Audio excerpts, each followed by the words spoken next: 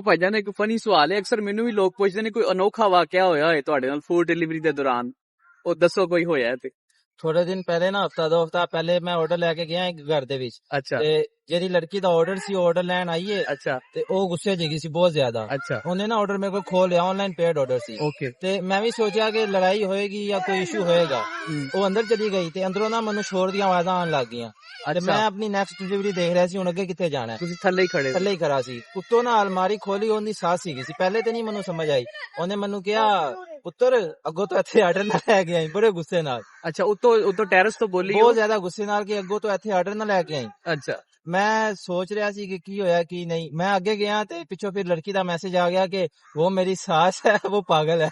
ਅੱਛਾ ਉਹ ਆਪੇ ਚ ਲੜ ਰਹੀਆਂ ਸੀ ਦੋਵੇਂ ਹੀ। ਅੱਛਾ ਉਹਨੇ ਮਾਜ਼ਰਤ ਕੀਤੀ ਕਿ ਉਹਨੇ ਮਾਜ਼ਰਤ ਕਰ ਲਈ ਲੜਕੀ ਤੇ ਕਿ ਉਹ ਮੇਰੀ ਸੱਸ ਹੈ, ਉਹ ਪਾਗਲ ਹੈ।